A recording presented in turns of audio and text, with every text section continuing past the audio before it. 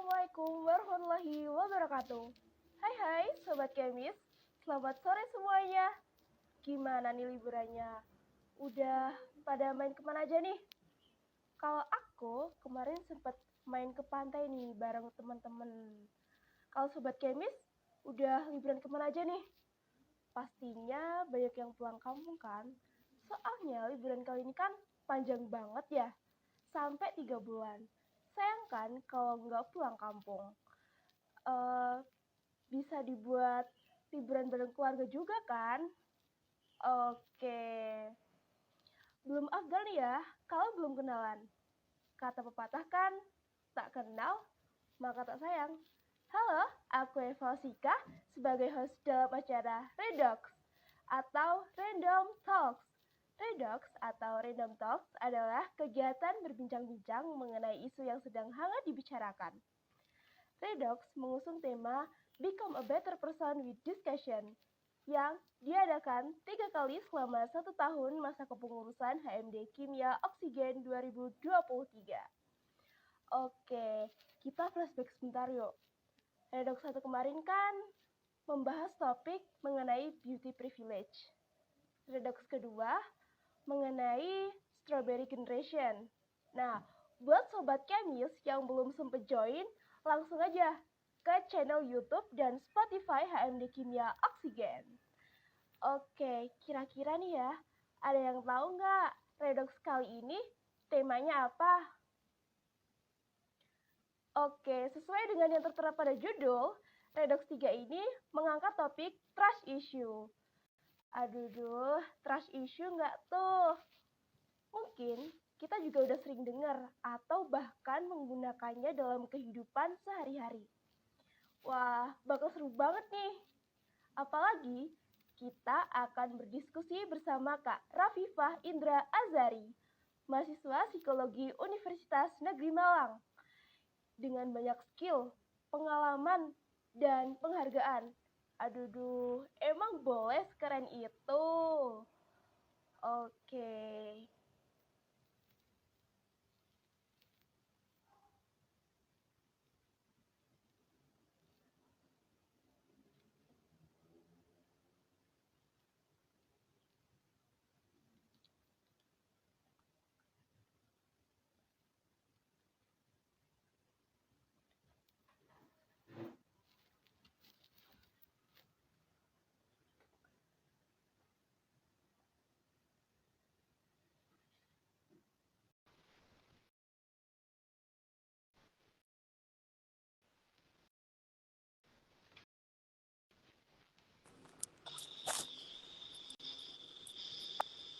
Oke, kita udah sama Kak Rara nih.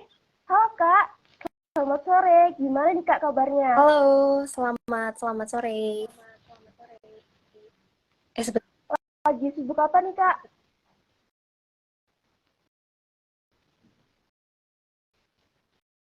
Oke, sepertinya Kak Rara masih ada gangguan jaringan ya teman-teman. Kita tunggu sebentar lagi.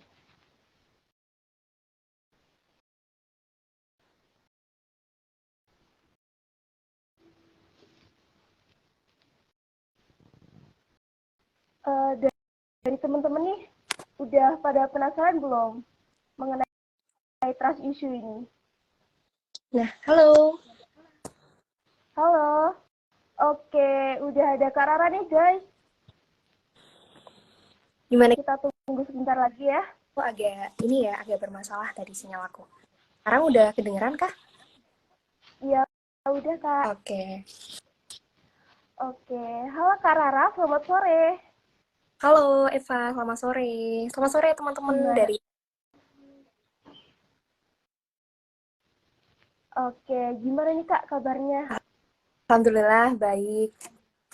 Kalau Eva sendiri gimana? Sekarang, Alhamdulillah baik Kak. Oke, Kak Rara sekarang lagi sibuk apa nih? Karena aku semester 7, jadi sekarang aku sibuk magang, guys. Oke, terima kasih karena sudah menyempatkan waktunya untuk mengisi Redox kali ini. Oke Kak, sepertinya Sobat Kemis udah siap banget nih. Oke Kak Rara, kita langsung aja tanya-tanya ya Kak. udah pada excited banget nih. Oke. Jadi Kak, apa sih trust issue itu?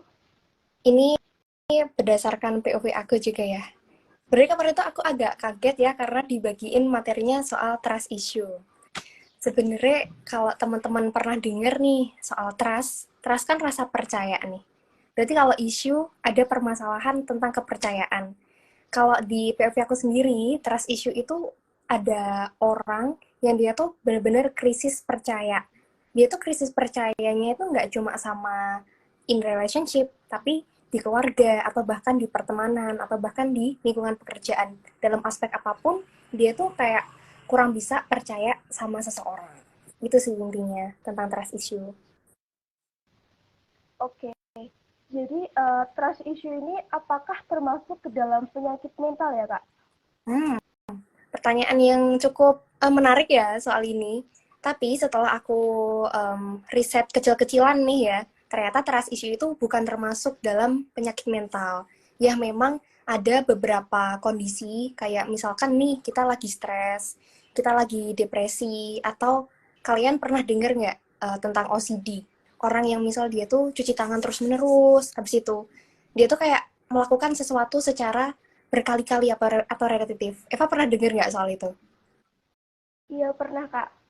Pernah juga lihat di film salah satu drama Korea gitu, ada yang kayak contoh OCD gitu Kak. Iya, benar. Nah, ada juga yang tentang kayak dia tuh PTSD atau trauma. Nah, keadaan-keadaan ini tuh bisa memicu orang untuk mengalami trust issue. Jadi trust issue itu bukan masuk ke mental disorder atau gangguan mental, tapi memang ada kalanya gangguan mental itu berpengaruh ke orang sehingga dia tuh jadi trust issue. Oh, jadi gitu nih teman-teman yang di rumah. Oke, Kak. Kalau dilihat dari ciri-ciri seseorang yang mengalami trust issue itu apa aja, Kak? Kalau ciri-ciri nih ya, biasanya orang yang trust issue, mereka kan nggak percaya nih sama orang nih, Pak. Nah, mereka itu biasanya suka, yang pertama, overthinking. Jadi kayak misal dia nitip sesuatu ke orang, dia tuh pasti bakal mikir terus, dia beneran ngelakuin tugasnya apa enggak ya, gitu. Terus yang kedua bisa jadi dia orang yang cemburuan. Terus habis itu yang paling kelihatan itu dia adalah sosok yang takut ditinggalkan.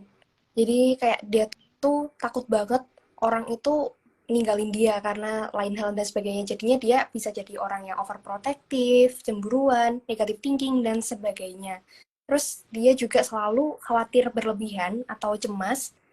Dia biasanya nggak mau komitmen karena dia tuh bener-bener kayak nggak bisa untuk percaya sama orang. Tuh. Kurang lebihnya kayak gitu sih Oh, ciri-ciri singkatnya. oke. Terus, menurut Kak Rara nih, gimana mengenai generasi muda yang mengaku sering mengalami trust issue terhadap pasangannya, Kak? Waduh, nah pasangan nih ya. Waduh, waduh. Hmm, iya sih, banyak sih orang yang dia tuh kayak kurang percaya gitu ya sama pasangannya. Tapi ini bukan pengalaman aku, karena aku nggak ada pengalaman kayak gitu. Jadi aku mungkin nge-share pengalaman dari sudut pandang di bidang pertemanan atau gimana gitu ya. Tapi orang-orang yang punya trust issue itu tuh biasanya mereka punya background, mereka emang suka atau pernah ditinggalin. Atau mereka juga kayak pernah punya trauma tentang pengalaman buruk ketika percaya sama orang. Tapi kalau di masa sekarang, karena banyak orang yang in relationship atau berpasangan gitu ya, ya menurutku itu adalah suatu dampak ya dalam sebuah hubungan. Karena kan kalau kita berkomitmen sama orang atau membuat komitmen kayak pacaran kah atau lebih dari itu kan kita pasti dipaksa untuk percaya ya, percaya sama pasangan kita. Tapi ketika kita udah punya ekspektasi nih pasangan kita tuh, kita pengennya pasangan kita itu harus gini, tapi ternyata enggak. Atau mungkin kita nitip suatu kepercayaan kepada dia, dia mengkhianati kepercayaan itu, akhirnya kita jadi punya isu atau kita jadi nggak percaya sama dia. Polanya sih kayak gitu sih kalau di hubungan nih, Pak. Oke. Terus, eh, jadi pengalaman masa lalu itu juga mempengaruhi terhadap trust issue itu Ya, ya, Kak, ya berarti? bener banget. bener banget pengalaman masa lalu. Terus sekarang kan ngetren HTS, jadi itu termasuk trust issue terhadap pasangannya atau terhadap orang lain atau gimana Kak menurut Kak Rara ini? Menarik sih, menarik. Bener sih. Setelah aku mencoba refleksi beberapa detik tadi, kayaknya sih mungkin ada kecenderungan buat ke trust issue. Karena kan orang itu nggak mau untuk komitmen dan sebagainya gitu ya. Ya, bisa jadi trust issue. Atau mungkin emang bisa jadi dia tuh kayak masih pengen ngejar mimpinya masing-masing. Sehingga kalau untuk di komitmen, nanti takutnya kalau misalkan udah ngedil nih, takutnya kalau putus terus nggak jadi temenan lagi dan sebagainya. Bisa jadi, bisa jadi. Uh, jadi bisa jadi gitu ya Kak ya. Oke, tadi kan uh, kalau dari segi lingkungan nih Kak, apakah mempengaruhi seseorang itu uh, mempengaruhi seseorang terhadap kepercayaan terhadap orang lain Kak? Iya, pasti banget, pasti. Karena kan kita kayak makhluk sosial gitu ya. Kita nggak bisa untuk hidup sendiri kan. Nah, kita tuh pasti punya untuk butuh sama perannya orang lain. Tapi sama orang yang trust issue ini, mereka nggak bisa percaya sama lingkungan. Mereka susah banget untuk naruh kepercayaan ke lingkungan karena apa ya? Mereka takut hasil yang ketika mereka titipin ke orang itu nggak sesuai sama ekspektasinya dia. Iya Kak, seperti itu. Jadi lingkungan juga dapat mempengaruhi ya Kak. Misal kalau kita nih ya cerita gitu sama teman-teman mengenai permasalahannya kita, terus apakah bisa sih dari teman-teman ini juga mempengaruhi atau memperburuk dari trust issue yang sedang kita alami gitu Kak? Kalau misalnya gimana kayak kita curhat gitu ya tentang masalah kita ke teman. Iya. Kayaknya sih kalau curhat doang enggak ya. Tapi kalau misalkan kita mempercayakan sesuatu ke orang itu mungkin baru. Tapi kalau cerita doang kayaknya enggak sih. Kecuali dia cerita terus dia tuh nitip ke temennya, tolong jangan ceritain ke siapa-siapa ya. Tapi temennya malah beberin nih kemana-mana. Itu bisa juga untuk trust issue. Oke. Lalu kan tadi udah bahas trust issue, terus udah bahas tentang ciri-cirinya. Lalu dampak dari seseorang yang mengalami trust issue itu apa ya, Kak? Dampaknya. Dampaknya ini Iya, dampak. agak mirip sama yang ciri-ciri sih. Jadi ketika kita nggak bisa untuk percaya sama orang, kita kan pasti suka untuk nge-handle semuanya sendiri gitu lah. Kita nggak usah jauh-jauh sampai ke relationship, tapi anggap aja kayak kita anak kuliahan yang mungkin kurang percaya sama teman satu kelompok. Jadinya kita akan kerja 2 kali misal di dalam satu kelompok. Kita nggak bisa percaya ke temen, oh kita punya mindset, oh kayaknya pekerjaan dia nggak sesuai sih sama ekspektasi aku. Jadinya kita handle lebih banyak, kita kerja lebih banyak, dan kita kan capek sendiri ketika nggak bisa percaya sama orang. Itu dampak terkecilnya. Tapi dampak terbesarnya ketika kita beneran nggak bisa percaya sama orang, mungkin orang itu akan menarik diri dari lingkungan. Atau mungkin dia tuh bisa untuk mengisolasi dirinya gitu. Karena dia nggak percaya sama orang, dia keep itu semuanya sendiri, dia nggak ngasih peran ke orang untuk melakukan job-jobnya. Jadi orang lain yang mungkin berniat ngebantu nggak jadi nih ngebantu dia beneran struggle itu sendiri, dan itu kan berat ya ketika kita nge-struggle itu sendirian. Itu kan juga dampak ke psikologisnya kita, atau mungkin kita bisa jadi lebih stres, kita bisa jadi lebih khawatir, lebih cemas dan sebagainya. Dan mungkin terburuknya bisa juga ngarah ke kesehatan mental yang kayak dia punya gangguan kecemasan dan sebagainya. Oke, jadi gitu nih teman-teman dampaknya dari trust issue ini. Terus Kak, aku mau tanya nih, misal kita dalam kerja tim gitu ya Kak, bedanya perfeksionis sama trust issue tuh apa ya Kak kalau dalam kerja Nah, tim? kalau setahu aku ya, kalau misalkan kita perfeksionis, kita tuh masih punya kemauan untuk membagi peran ke orang. Tapi kalau kita trust issue, itu beneran yang mungkin kita tuh kayak curiga banget ke teman kita. Kita curiga kalau misalkan teman kita bener-bener kayak apa ya, mungkin pekerjaannya nggak sesuai, atau kita curiga teman kita nggak ngerjain bagiannya. Jadi kalau misalkan perfeksionis, dia mungkin masih bisa ngebagi tugas ke orang, ngasih job desk, job kamu ini ya, job kamu ini. Habis itu kalau perfeksionis, dia pasti akan ngevaluasi kerjaannya temennya. Oh, pekerjaan kamu kurang kayak gini, harusnya kamu gini, gini, gini, gini, dan sebagainya. Jadi dia masih tetap punya perannya dia sendiri sama perannya orang lain. Tapi kalau yang trust itu, yang dia nggak bisa percaya sama orang, nggak bisa ngasih kesempatan ke orang, bisa jadi dia dia kayak bodo amat soal job yang teman-temannya itu, kayak dia mungkin bisa jadi fokus sama punyanya sendiri, terus dia kayak ngerjain yang bagiannya, yaudah deh aku punya bagian ini, aku kerjain bagianku doang, pokok bagianku ini bagus, ya udah aku kumpulin.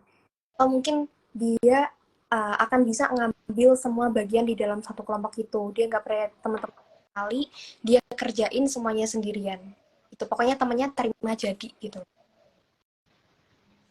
Oke Kak, tadi kan udah dari dampaknya. Nah, cara mengatasi trust issue ini sendiri tuh gimana ya Kak ya? Kalau cara ngatasin sebenarnya yang paling simpel, kita harus bisa percaya sendiri. Nah, Eva ini udah percaya belum sama dirinya sendiri? Kira-kira. Eh, Kira-kira ya Kak, kayak belum 100% gitu Kak. Kenapa tuh? Kenapa belum 100%? Kadang itu bisa ragu ke diri sendiri juga Kak. Hmm, Bisa nggak sih aku kayak gini, bisa nggak sih kayak gitu. Jadi kayak belum bener-bener percaya kalau diri ini tuh bisa melakukan sesuatu gitu Kak. nah, itu. Jangan sampai kita udah trust issue ke orang, kita trust issue juga ke diri kita sendiri. Padahal yang bisa ngebantu kita untuk ngedeal sama apapun di kehidupan ini, ya kita harus percaya sama diri kita.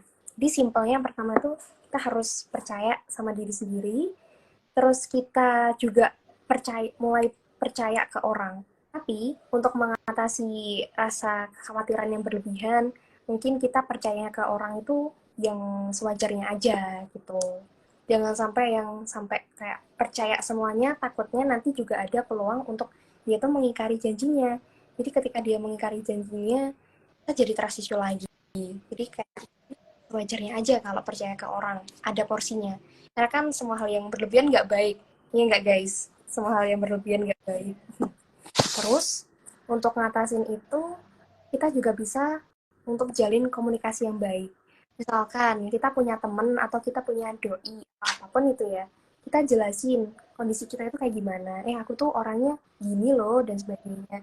Jadi semisal nanti aku banyak nanya ke kamu, itu bukan berarti aku nggak percaya sama kamu, tapi itu karena aku punya kekhawatiran tersendiri nih untuk ngasih kepercayaan ke orang. Jadinya aku akan menanyakan itu terus-menerus, aku merasakannya itu terus-menerus, dan sebagainya. Terus selanjutnya kita juga bisa untuk belajar memaafkan kesalahan orang.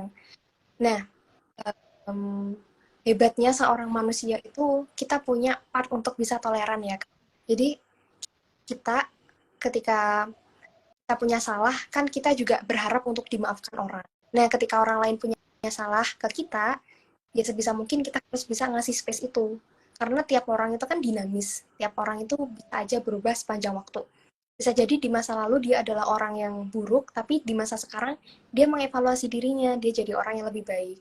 Jadi kita tetap kasih part untuk memaafkan orang. Habis itu, yang paling penting ini ya, jangan pernah menggeneralisasikan orang. Atau mungkin kalian pernah denger nggak sih kayak, waduh, semua cowok sama aja, semua cewek sama aja. Iya bener banget tuh Kak. Kita tahu sendiri, misal kita punya temen pun, antara temen cowok satu sama temen cowok yang satunya, itu tuh bisa jadi beda-beda kan. Kayak yang si A sifatnya gini, tapi belum tentu si B sifatnya gitu. Karena nggak semua orang itu sama, dan kita harus mulai yakin soal hal itu. Bisa jadi ada orang yang memang mengkhianati kita, tapi orang yang baru itu belum tentu khianatin kita, karena nggak semua orang itu sama. Dan sebuah tips juga nyambung yang sebelumnya, gimana cara maafin orang adalah mungkin kita boleh untuk benci sama perilakunya, jangan sampai kita itu benci sama orangnya. Karena perilaku itulah yang buruk, bukan orang yang buruk. Karena orang masih bisa untuk mengevaluasi dirinya sendiri. Kurang lebih kayak gitu sih. Wah, lumayan panjang ya soal tips-tipsnya. Iya Kak. Jadi tuh teman-teman atau sobat kemis yang sedang nonton nih bisa tuh cara mengatasi trust issue. Oke. Dari tadi aku aja nih Kak yang tanya-tanya. Pastinya banyak dari sobat kemis yang mau ditanyakan langsung ke Kak Rara. Langsung aja ketik pertanyaannya di kolom komentar.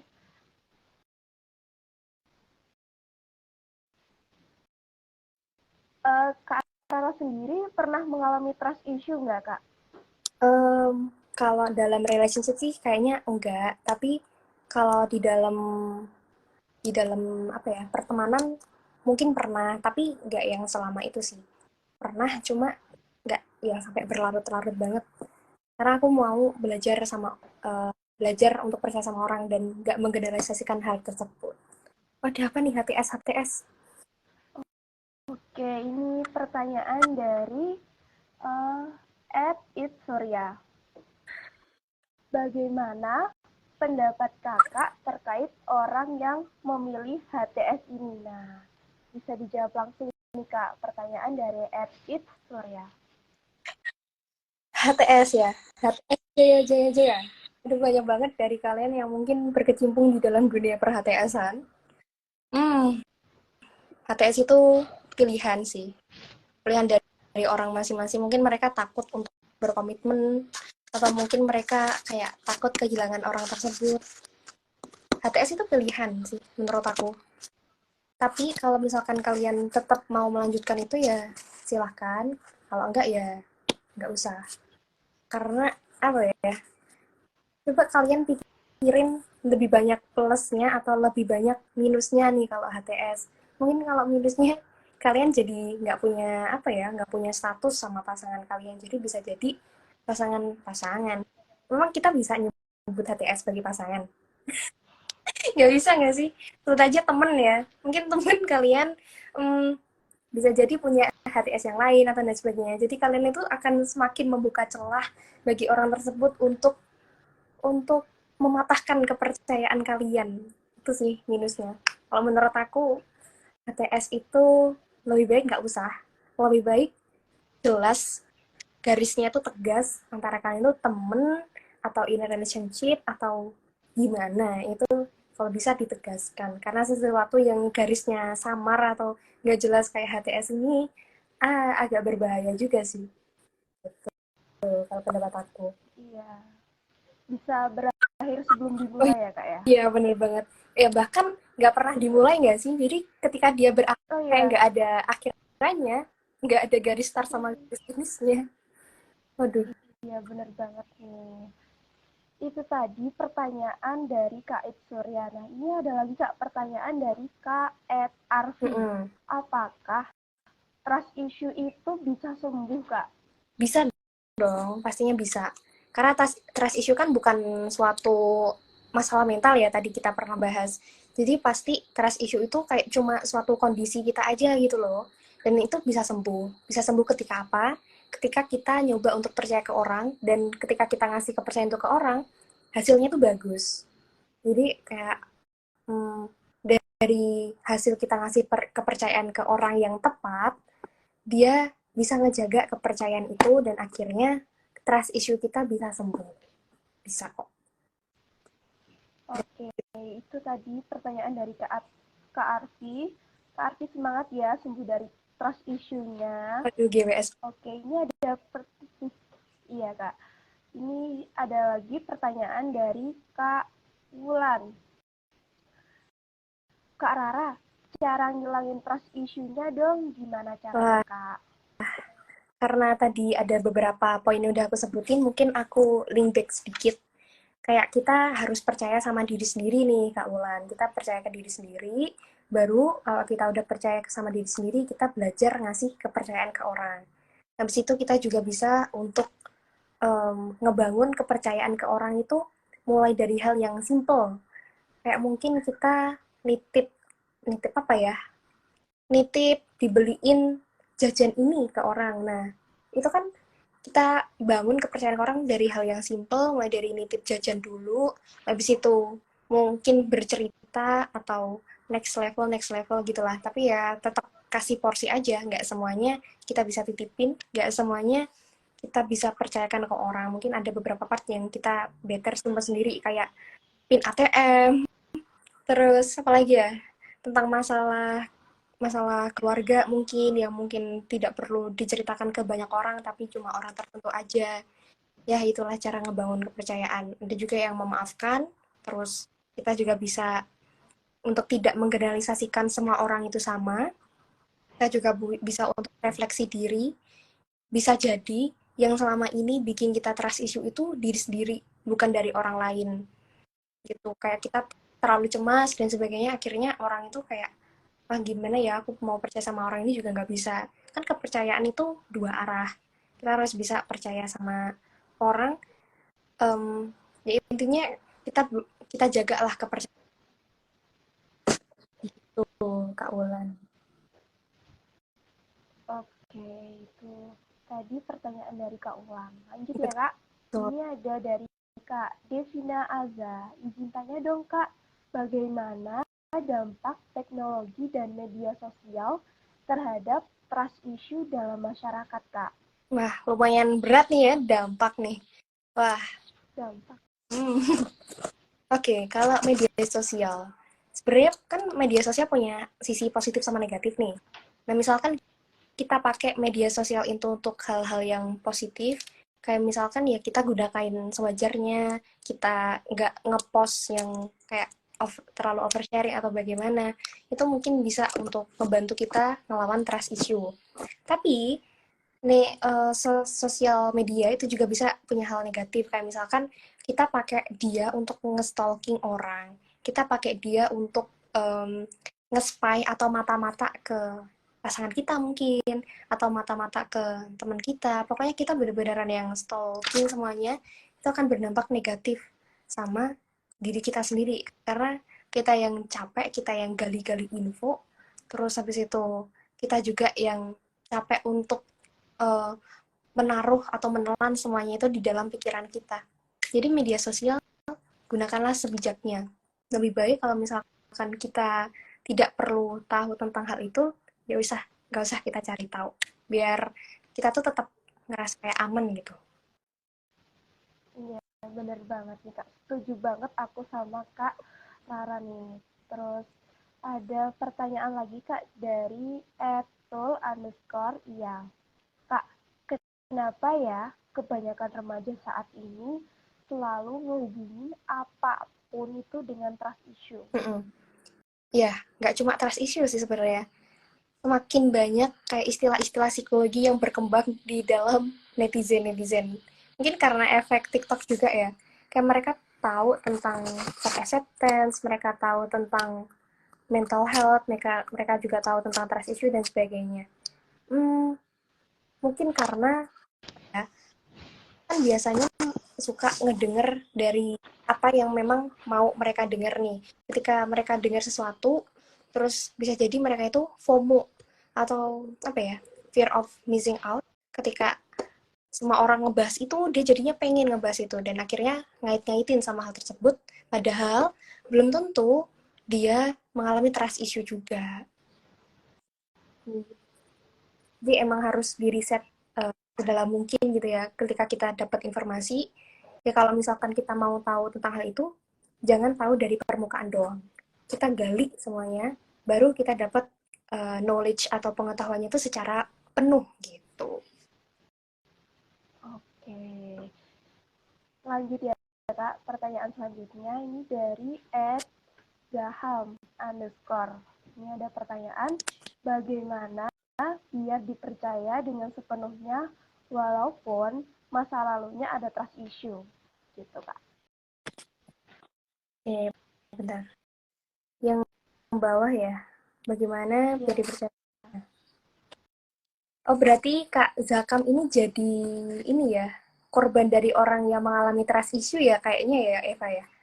iya kayaknya gitu Kak. Hmm, mungkin jalur satu-satunya itu komunikasi sih.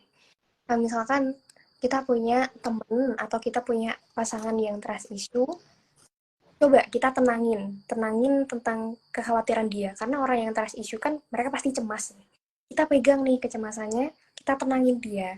Kita bilang, "Em, aku nggak bisa janji untuk terus memberikan yang terbaik supaya dia bisa percaya, tapi at least aku orang yang bisa dipercaya. Jadi kayak kita tunjukin aja lewat aksi, nggak cuma omongan.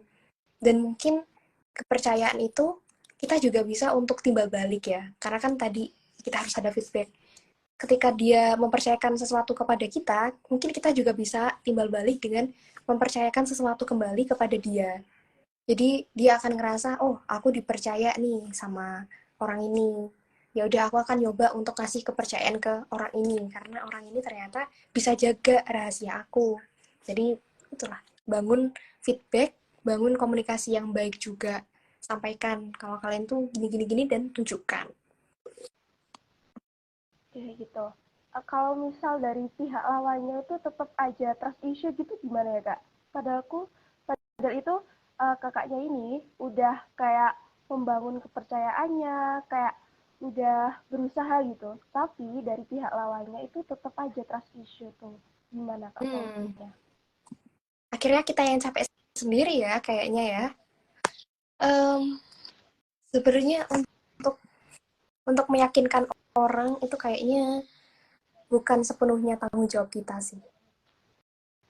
Mungkin usaha terakhir kalau misalkan dia emang nggak bisa banget untuk percaya sama orang, kita doain aja.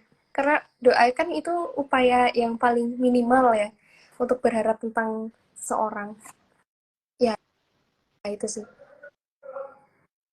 Oke, lanjut ke pertanyaannya kak Ed Fatimah Baharun. Trust issue sendiri memang ada dalam istilah psikologi atau hanya istilah di kalangan anak muda aja nih kak? Nih, trust issue. Sebenarnya, ya itu adalah istilah di dalam psikologi. Tapi istilah dalam psikologi kan ada untuk semua manusia. Jadi nggak cuma tentang anak muda aja. Bahkan yo, di dalam pertemanan atau di dalam pernikahan, di dalam pekerjaan pun itu ada yang namanya trust issue. Ini trust issue itu beneran luas karena konteks atau konsep utamanya dari trust issue itu mereka punya krisis kepercayaan sama orang lain. Oke, lanjut ke pertanyaan selanjutnya Hmm? dari Kak Ed Gumila Rabia. Pertanyaannya, eh, Kak, trust issue itu biasanya timbul dari mana ya? Oke, aku mungkin ada sedikit nambahin ya dari yang bahasan kita di awal tadi, Eva. Jadi orang bisa trust issue itu karena background atau masa lalunya. Kita berangkat dari pola asuh orang tua deh. Karena ya emang bener setelah aku belajar psikologi, semua tentang pola asuh orang tua itu ngaruh ke pembentukan kepribadian kita, pembentukan pola pikir kita, dan gimana cara kita bersikap sama orang. Mungkin orang-orang yang trust issue itu mereka tumbuh di dalam lingkungan keluarga yang punya masalah.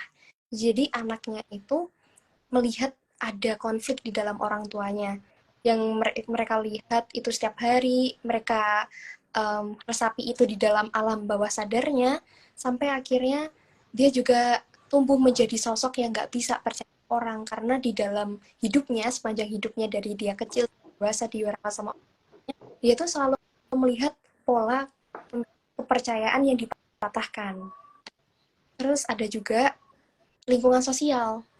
Jadi mungkin walaupun orang tuanya baik-baik aja nih pola asuh, tapi dia punya lingkungan pertemanan yang kurang mendukung.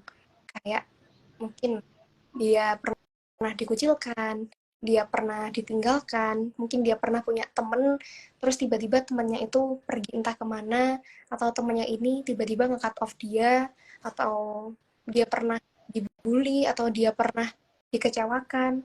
Wah, itu ngebentuk pikiran di dalam diri dia kalau misalkan oh, ya udah aku nggak bisa nih untuk taruh kepercayaan lagi ke orang karena pengalamanku di masa lalu tuh gini, aku kepercayaanku nggak apa ya dipegang dengan penuh tanggung jawab, intinya pengalaman buruk. Oke, berarti trust issue ini sangat berhubungan dengan masa lalu ya kak ya? Benar-benar. Oke, lanjut ke pertanyaan selanjutnya dari Kak Ed Tata Sang Surya. Menurut kakak, bagaimana peran media sosial dapat mempengaruhi munculnya trust issue di manusia? Kayaknya ini pertanyaan yang mirip sama yang tadi ya, Eva ya. Iya, Gimana? Perlu dijawab lagi atau gimana? eh, dijawab lagi juga nggak apa-apa, Kak. Mungkin kakaknya ini baru gabung gitu. Hmm, peran media sosial. Jadi kalau misalkan media sosial ini nih kita gunain kan ada positif negatif. Kalau kita gunain positif kayak mungkin kita ya cukup sesekali misal nge-WA teman kita untuk minta tolong atau kita minta bantuan ke orang lewat media sosial dan orang lain bisa memenuhi panggilan tersebut, ya kita akan bisa untuk percaya atau trust sama orang. Tapi kalau misalkan hal negatifnya kita pakai media sosial itu untuk stalking hal-hal yang negatif atau mungkin kita memata-matai pasangan atau memata-matai teman-teman kita atau bahkan kita scroll tentang hal-hal yang kayak perselingkuhan, hal-hal yang kayak pengkhianatan, itu bisa ngaruh ke trust kita. Karena apa yang kita lihat, apa yang kita konsumsi tiap hari di dalam media sosial tuh bener-beneran ya mungkin kita serap di dalam panca indera lewat pendengaran, lewat penglihatan, ya lewat interpretasi atau pemahaman makna dari apa yang kita baca. Itu beneran ngaruh untuk diri kita sendiri, gak cuma kepercayaan. Oke, lanjut ke pertanyaan selanjutnya ya, Kak. Mm-mm. Dari Kak Vitalisa. Tadi kan di awal sempat disebut kalau contoh trust issue itu cemburu dan takut kehilangan. Tapi, bukankah itu bentuk rasa sayang ya, Kak? Hmm, Bisa dijawab nih, Kak Rara. oke. Karena trust issue itu suatu isu atau gangguan, tapi bukan masalah mental ya. Jadi suatu gangguan itu ada karena dia itu minim atau dia maksimal. Maksudnya gangguan itu ada karena dia itu kekurangan yang kurang banget kayak malnutrisi atau gimana gitu. Atau dia itu yang kelebihan, kelebihan banget. Nah, kalau misalkan orang yang dia itu cemburunya sangat-sangat-sangat berlebihan, terus dia sampai overprotective ke pasangannya, itu termasuk ke trust issue. Tapi kalau misalkan dia cemburu, abis itu dia cari pemahaman ke pasangannya, ke koleganya atau apapun itu, dan dia bisa memakluminya, mungkin itu adalah cemburu di tahap-tahapan yang wajar.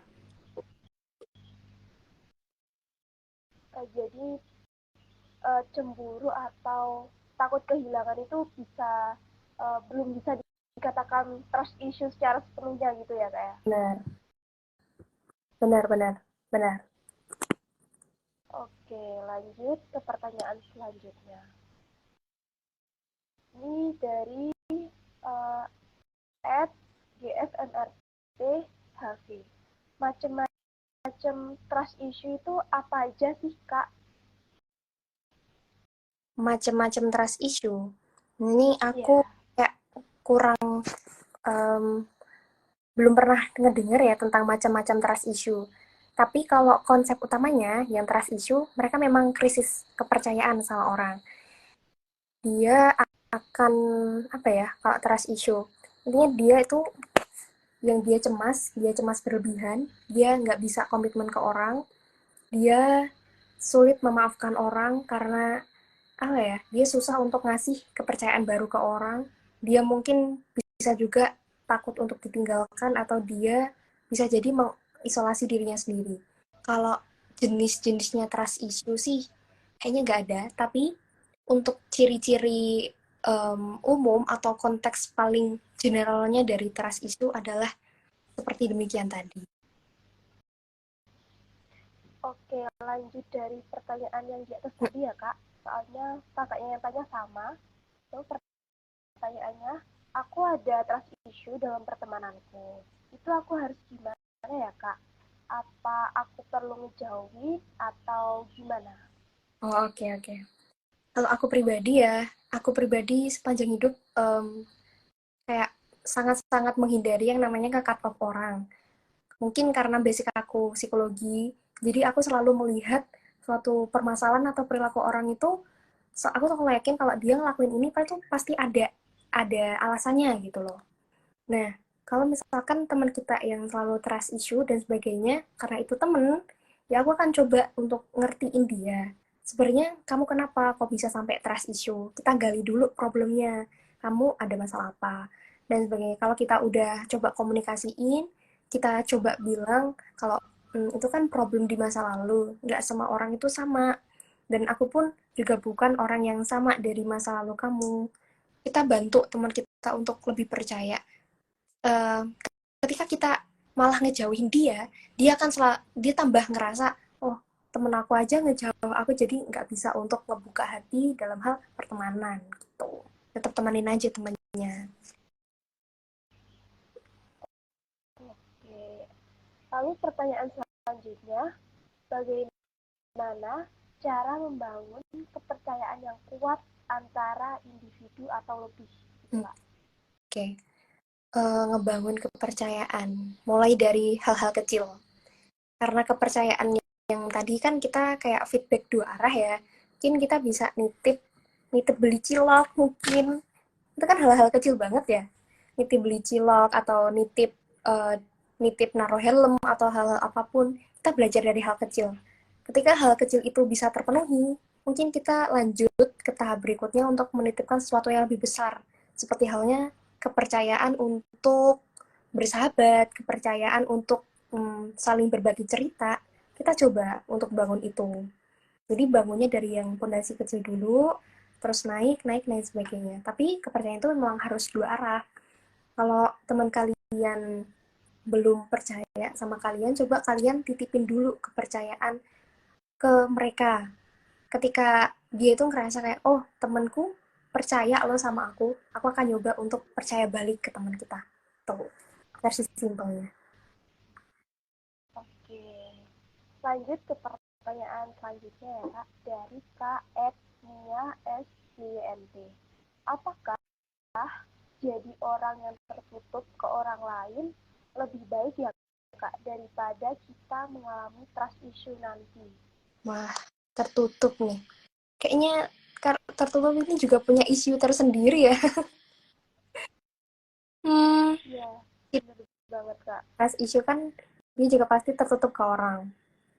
Menurut aku ya, menurut aku prefer untuk terbuka ke orang, tapi nggak ke semua orang. Jadi tetap selektif, tetap difilter orang-orang yang mungkin kita bisa percaya. Karena kalau kita terlalu tertutup nih, kita nggak ngasih peran ke orang untuk masuk ke hidup kita nggak ngasih peran ke orang untuk dengerin cerita kita atau berbagi kisah, atau saling merangkul kita satu sama lain, jadinya kita akan capek untuk jalan sendirian. Karena dasarnya orang itu kan makhluk sosial. Kita beneran nggak bisa untuk sendiri. Bahkan kita mau apa ya, sekedar sandang, pangan, dan papan, itu pun kita tetap butuhkan perannya orang lain. Jadi lebih baik terbuka, karena nantinya kita juga bisa enteng untuk ngejalanin semuanya ketika kita terbuka sama orang. Kalau sendirian, kita bisa kesepian, kita bisa capek sendiri, kita juga bisa apa ya, ngerasa kurang berwarna aja hidupnya. Jadi belajar ya untuk terbuka, walaupun nggak ke semua orang, nggak apa-apa. Tuh. Oke Kak, aku mau tanya nih, dari tadi Hmm. penasaran. Apakah trust issue itu bisa uh, beralih ke hal yang lebih kayak gangguan mental gitu Kak? Bisa jadi karena dia kan cemas nih. Nah, terus kalau misalkan dia mengalami kecemasan itu secara berulang, kayak pertama kali dia dikhianatin orang, habis itu dia dikhianatin lagi, jadi trust issue-nya semakin besar. Artinya apa? Artinya dia akan semakin cemas, cemas, dan cemas. Mungkin itu bisa mengarah kepada gangguan kecemasan. Oke, jadi ada kemungkinan gitu ya Ada Kak. kemungkinan. Oke, lanjut ke pertanyaan selanjutnya dari Kak Azizah underscore Nikma. Bagaimana sih Kak cara kita buat mengurangi trust issue?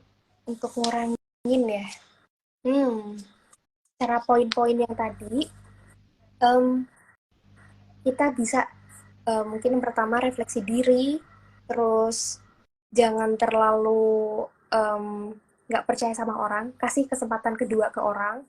Habis itu juga apa ya, percaya sewajarnya aja, tetap ada part untuk positive thinking. Intinya kalau kita percaya diri kita bisa berubah dari masa lalu ke masa sekarang, kita juga harus percaya kalau orang lain pun bisa berubah. Jadi di masa lalu mungkin dia nggak bisa dipercaya, di masa sekarang bisa jadi dia bisa untuk dipercaya. Dan kalau misalkan ada sesuatu yang mengganjal nih dalam relationship atau dalam pertemanan, dalam hal apapun, mungkin kita bisa komunikasikan terlebih dahulu. Mungkin kita bisa bilang, kok aku gini ya, aku ngerasa kayak kurang bisa percaya dalam aksi kamu yang sekali dua kali ini ya, gitu. Kita komunikasiin, kita cross checkin ke orang, jadi kita nantinya bisa untuk sedikit demi sedikit ngasih kepercayaan kita ke orang lain. Oke, lanjut ke pertanyaan selanjutnya dari Kak Vitalisa.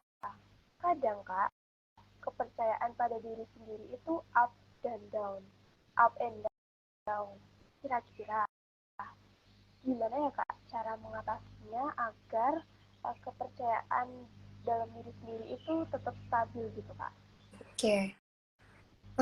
Kepercayaan mirip sama iman juga ya, karena apa ya, memang kita susah untuk ngejaga yang namanya suatu kestabilan. Tapi menurut aku ada batas minimum tertentu untuk kita tetap bisa percaya sama diri sendiri. Untuk menjaga kestabilan kepercayaan diri, mungkin kita bisa ya mulai dari step untuk percaya, step untuk kenal diri kita sendiri. Jadi kita kenali nih diri kita kurangnya apa, lebihnya apa, bisanya apa, dan nggak bisanya itu apa. Kita bisa nolerir hal yang kayak gimana, dan kita nggak bisa nolerir hal yang seperti apa. Bener-bener kenalin diri kamu, habis itu kita coba untuk percaya ke diri kita, yakin atau enggak, misal kita punya tugas A nih, yakin apa enggak nih kita bisa nyelesain hal tersebut. Kita harus yakin kalau misalkan hal tersebut memang sesuai kapasitas kita. Jadi untuk menstabilkan kepercayaan, ininya kamu harus nyoba untuk kenali diri kamu sendiri. Habis itu kamu jalani sesuai konteksnya nih. Apakah kamu tuh beneran bisa untuk menyelesaikan job tersebut atau enggak? Itu caranya.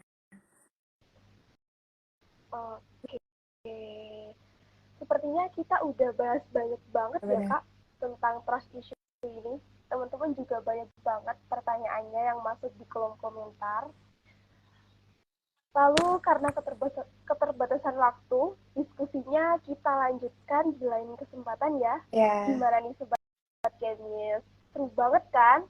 Semoga Redox 3 ini memberikan manfaat bagi kita semua. Terima kasih untuk Kak Rara yang telah menyempatkan waktunya buat berdiskusi bersama kami.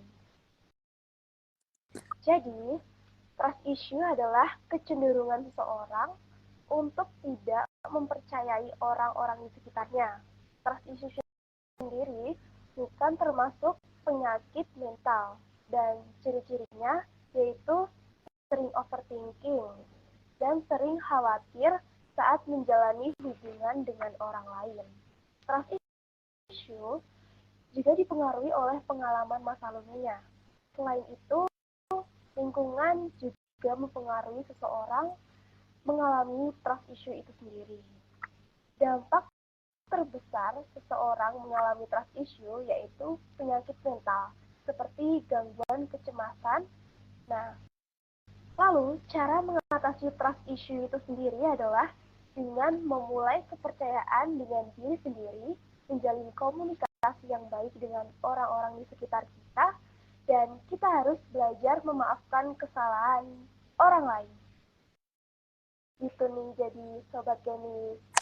Oh iya, untuk Sobat Kemis yang tadi sempat ketinggalan, tenang aja, karena seluruh diskusi dalam kegiatan Redox ini bisa diakses di YouTube dan Spotify HMD Kimia Oksigen. Jangan lupa untuk mengisi angket yang tersedia di story Instagram HMD Kimia Oksigen ya. Saya, Eva pamit undur diri. Terima kasih. Sampai jumpa. Wassalamualaikum warahmatullahi wabarakatuh. Terima Waalaikumsalam. kasih Kak Rara. Maaf ya apabila ada kekurangan dan kelebihannya semuanya teman-teman, karena maksudnya nggak ada yang sempurna. Terima kasih banyak, semoga bermanfaat. Amin. Oke, ini aku live dulu ya berarti ya. Iya, Kak. Sehat selalu semuanya, sampai jumpa lagi.